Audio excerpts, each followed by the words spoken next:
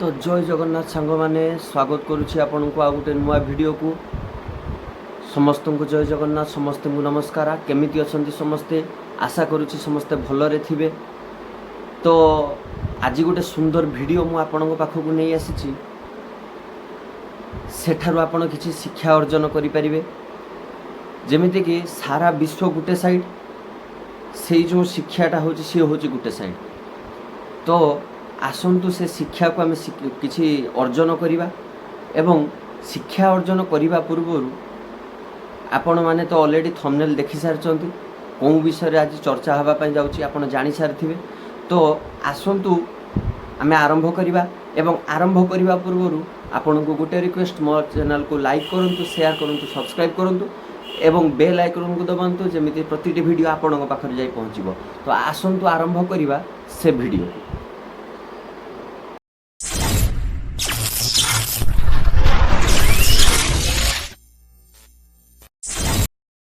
आज्ञा सर्वप्रथम आरंभ करिबा आमर मधुसूदन को द्वारा लेखा होइथिबा वर्णबोधरु आमे किछि आरंभ करिबा। अच्छा, आपण माने समस्त नौ को पणिका जानिथिबे। तो आपण माने जोंटा जानिचंती सेटा होची टोटाली भूल। एवं जो दीदी जने देखंतु से नौ को पणिका डाकुचंती सेटा होची एक्चुअली रे ठीक। तेणु आपण देखंतु से नौ कपणिका केमिति डाकुचंती एवं नौ कपणिका तांको पाखरु शिखंतु। आपण नपंचा नपंचा नपंचा 65 सार आमर पचारले 9 पंचा केते। आज्ञा 9 पंचा केते? आज्ञा आमे तो पढ़ीचु वर्णबोधरु 9 पंचा 45, किंतु ना सेटा हला भूल। देखंतु दीदी कहिचंती 9 पंचा 65। नपंचा नपंचा नपंचा 65 साहित्य दीदी लो। एकदम इन्होंने वक्त बदल दिया, जज्बात बदल दिए, जिंदगी बदल दी। 119 पे इतनी अच्छी पार्टनरशिप चल रही। ओ भाई मारो मुझे, मारो मारो मुझे, मारो मारो।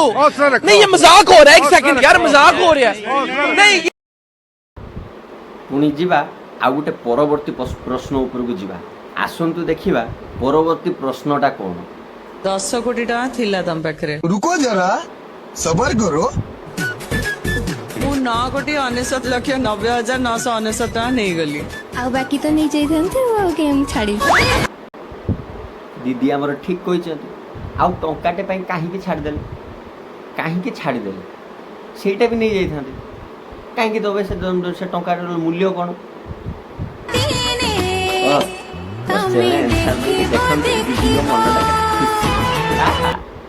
जेमेते मोहु झरुची।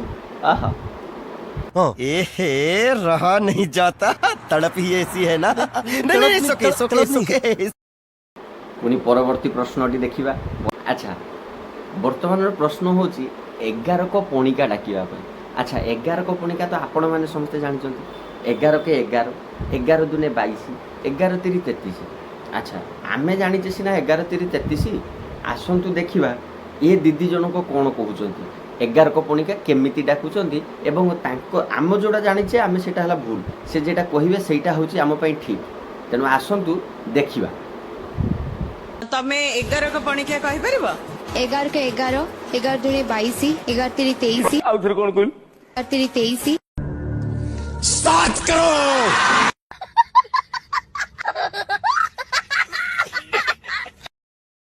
पुनी परवर्ती प्रश्नटी देखिबा। परवर्ती प्रश्न होची बहुत टैलेंटेड। मो देशर ना कोन? ओडिसा। भाई माने पळी आसो। आमे आउ रहिबानी, आमे आउ ए ओडिसा देश रे रहिबानी। हमर रहिबा दरकार नै, आमे पळेबा। बुझले मैडम? आपण किछ बुझी ना।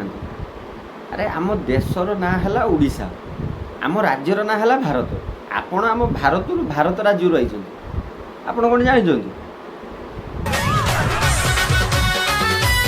अरे भारत भारत। हां, नर्वस होनी ना ना मैडम, आपण कोन बाघ ना छेली? मु आपण देखि नर्वस हे। आपण मते देखि नर्वस होबा कथा।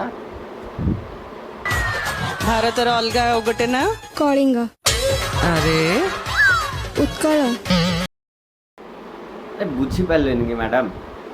ଆରେ ଆମ ଦେଶର ନାଁ ଯଦି ଓଡ଼ିଶା, ତାହେଲେ ଓଡ଼ିଶାର ପୂର୍ବତନ ନାଁ ଉତ୍କଳ ନୁହଁ କି, କଳିଙ୍ଗ ନୁହଁ କି? ତେଣୁ ଆପଣ ବୁଝିପାରୁନାହାନ୍ତି କଥାଟାକୁ। ନାଇଁ ଉତ୍କଳ। ଆଚ୍ଛା, ଆମ ରାଜ୍ୟର ନାଁ କ'ଣ?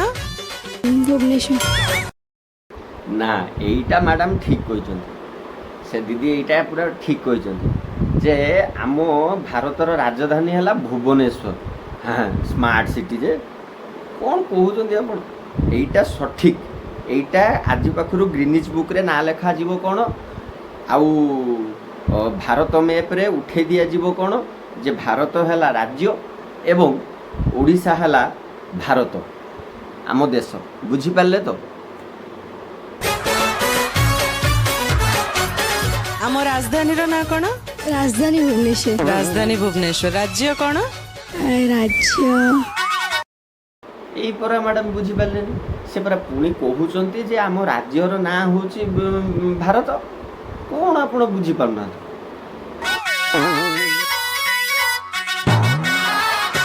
ୟାଠୁ easy question I don't think ହେଇପାରିବ। यही नहीं, अभी और सुनिए। ଆରବାଡ଼ି ଷ୍ଟାଡିୟମର ମୁଣ୍ଡି କିଏ ମାରିଥିଲେ? ଆଜ୍ଞା ମୁଁ ନିଜେ ମାରିଥିଲି। କାହିଁକି ନା ମୋ 14 ପୁରୁଷ ଥିଲେ ଗୋଟେ ରାଜବଂଶ, ସେଥିପାଇଁ ମୁଁ ମାରିଥିଲି ମୁଣ୍ଡି। ବାରବାଟୀ ଷ୍ଟାଡିୟମର ମୁଣ୍ଡିଟା ମୁଁ ମାରିଥିଲି। କୋଉଠୁ ସବୁ ଆସୁଛନ୍ତି, ମୋର କିଛି ବୁଝିପାରୁନି। ବାରବାଟୀ ଷ୍ଟାଡିୟମର ମୁଣ୍ଡି କୋଣାର୍କ ମନ୍ଦିରର ମୁଣ୍ଡି ମାରିଥିଲେ ଧର୍ମପଦ। ବାରବାଟୀ ଷ୍ଟାଡିୟମରେ ଫିତା ପିତା ଆଜ୍ଞା, ଫିତାଟା କାଟିଥିଲେ ମୋ ଜେଜ କାଟିଥିଲେ। ନାଇଁ ରେ, ତା ମୁଣ୍ଡି ମରାଇନି ନା ଏମିତି ଖୋଲା ଯୋଉ ହେଇକି ଷ୍ଟାଡିୟମ। ଘଣ୍ଟା।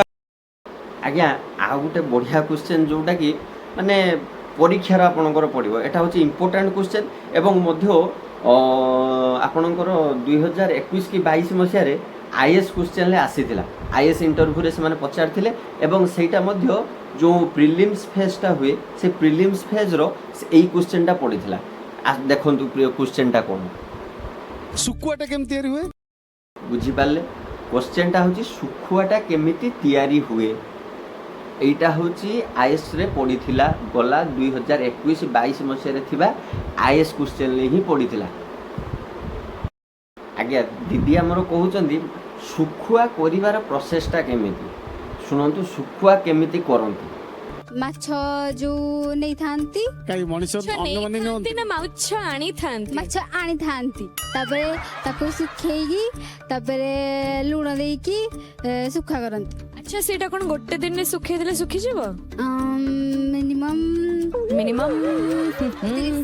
30 ମାସ। ନା 30 ଦିନ। ଯଦି ସେଟା ଫେବୃଆରୀ ମାସ ପଡେ ନା ଆଚ୍ଛା, ଆଉ ଗୋଟେ ଭଲ ମାନେ କ୍ୱେଶ୍ଚେନ୍ ଗୋଟେ ଅଛି ତାହାରି ଭିତରେ ମୁଁ ବର୍ତ୍ତମାନ ଜାଣିବାକୁ ପାଇଲି ଯେ ପଚରାଗଲା କି ଯଦି ଫେବୃଆରୀ ମାସ ପଡ଼େ, ମାନେ ଶୁଖୁଆଟା ତିଆରି କରିବା ଯେବେ ଷ୍ଟାର୍ଟ ହେବ, ଯଦି ତା ଭିତରେ ଫେବୃଆରୀ ମାସ ପଡ଼ିଗଲା, ଆଜ୍ଞା ଫେବୃଆରୀ ତ 31 ଦିନିଆ ନୁହେଁ, ତାହେଲେ କ'ଣ କରାଯିବ? ଯଦି ଫେବୃଆରୀ ମାସ ପଡ଼େ ତାହେଲେ 24 ଦିନ ଆଉ କ'ଣ? ନାଇଁ, ଦିଦି ଆମର ବଢ଼ିଆ ପ୍ରଶ୍ନଟେ ଦେଲେ। କହିଲେ ଯଦି 30 ଦିନ ମାନେ ତାକୁ ଯଦି 30 ଦିନ ନ ପଡ଼ିବ ଯେଉଁଦିନ, ସେଇଦିନ ତାକୁ ଗୋଟେ କାମ କରିବେ, 24 ଦିନରେ ସେ ଶୁଖୁଆଟାକୁ ତିଆରି କରିବେ। ଏଇଟା ଲେଖି ରଖନ୍ତୁ, ଟୋଟାଲି ନୋଟ୍ କରିକି ରଖନ୍ତୁ। ଆପଣଙ୍କର କୋଶ୍ଚେନ୍ରେ ବି ଆପଣ ଆଇଏସ୍ କୋଶ୍ଚେନ୍ରେ ବି ପାଇବେ, ଓଏସ୍ କୋଶ୍ଚେନ୍ରେ ବି ପାଇବେ ଏବଂ ଏଇଟା ଗୋଟେ ରେସିପି ବୋଲି ଲେଖିକି ରଖିଦିଅନ୍ତୁ। ଆପଣ ଏବେ ନୋଟ୍ କରନ୍ତୁ। ଫେବୃଆରୀ 29 ଦିନିଆ। 29? ହଁ, 29 ନୁହଁ? ନାହିଁ। ଆଉ ଦିଦିଙ୍କୁ ମାନେ କନଫ୍ୟୁଜ୍ ଆପଣ କରୁଛନ୍ତି। ସେ କହୁଛନ୍ତି ଯେ 29 ଫେବୃଆରୀଟା 29 ଦିନିଆ ନୁହେଁ, 28 ଦିନିଆ। ଆପଣ କହୁଛନ୍ତି 29 ଦିନିଆ। 28। ଆଉ ତାହେଲେ 29 କେବେ ହୁଏ ଫେବୃଆରୀରେ? କେତେ ବର୍ଷ ପରେ? 4 ବର୍ଷ ପରେ। ତାକୁ କୋଉ ମାନେ ତାକୁ କ'ଣ କୁହାଯାଏ? ଅଧିବର୍ଷ। Maybe I can not imagine. ଇରେ ବାପ, ଇଏ କ'ଣ ଏମିତି ଇଂଲିଶ କହିଲେଣି, ମାନେ ମୋ ପୃଥିବୀରେ ମୁଁ ଏ ଇଂଲିଶ ଶୁଣି ନାହିଁ। ଆଇ କ୍ୟାନ୍ ନଟ୍ ମୋ ପାଟିରେ ବି ପଶୁନି। କ'ଣ ଇମାଜିନାରୀ ନା କ'ଣ ଗୋଟେ କହିଲେ, ମୋ ପାଟିରେ ବି ପଶୁନି। ହେ ପ୍ରଭୁ, ମୋତେ ଟିକେ ଶିଖେଇ ଦିଅ। ହେ ଦିଦି, ଏଇଭଳିଆ ମୋତେ ଟିକେ ଇଂରାଜୀ ଟିକେ ଶିଖେଇ ଦିଅ ମୋତେ। You cannot imagine. ମାଲୋ ମୋର ଉପରୁ ସବୁ ପଳଉଛି ଆଚ୍ଛା ଏତେ ବଡ଼ ଜ୍ଞାନ ଚର୍ଚ୍ଚା ମଧ୍ୟରେ ବି ତା ଭିତରେ ଗୋଟେ ବଢ଼ିଆ ଇଣ୍ଟରେଷ୍ଟିଂ ଜିନିଷ ଗୋଟେ ଅଛି। ଆଜ୍ଞା ବର୍ତ୍ତମାନ ମୁଁ ଦେଖିବା ପାଇଁ ପାଇଲି ମାନେ 23 ବର୍ଷର ଝିଅ ଏବେ ମାଉସୀ ହେଇଯାଉଛନ୍ତି, 23 ବର୍ଷର ଝିଅ ବୁଢ଼ୀ ପଡ଼ିଗଲେଣି। ଆଚ୍ଛା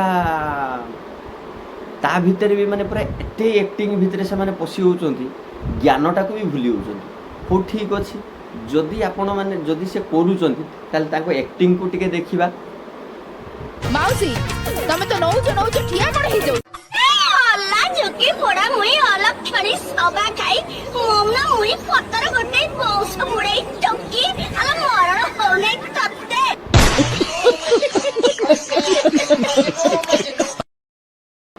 ରେ ଶଳା ଶଳା ଏମିତି କହିଲେ ମାନେ ମୋ କାନ ମୂଳରୁ ରକ୍ତ ଝାଇଁ ଝାଇଁ ଡାକୁଛି ପୁରା କାନ ମୂଳ। ଆଚ୍ଛା ଦିଦି ଏଇଟା ଯେ ତମେ କହିଲ ଏଇଟା ମୋତେ କହିଲ ନା ଯେଉଁମାନେ ଯେ ଆନ୍ସର୍ ଦେଉଥିଲେ ଯେମାନେ ଯେ ଜ୍ଞାନ ଚର୍ଚ୍ଚା କରୁଥିଲେ ସେମାନଙ୍କୁ କହିଲ? ପୁରା ମୋ କାନ ଝିଣିଝିଣି ପଡ଼ିଗଲା ରେ। ସତ କଥା ବିଶ୍ୱାସ କରନ୍ତୁ ଦର୍ଶକ ବନ୍ଧୁ, ମୋ କାନ ପୁରା ଝିଣିଝିଣି ପଡ଼ିଗଲାଣି। ତ ଦର୍ଶକ ବନ୍ଧୁ ଆଜିକାର ଭିଡ଼ିଓକୁ ଏଇଠି ଶେଷ କରିବା। କେମିତି ଲାଗିଲା ଆପଣଙ୍କୁ ଭିଡ଼ିଓ?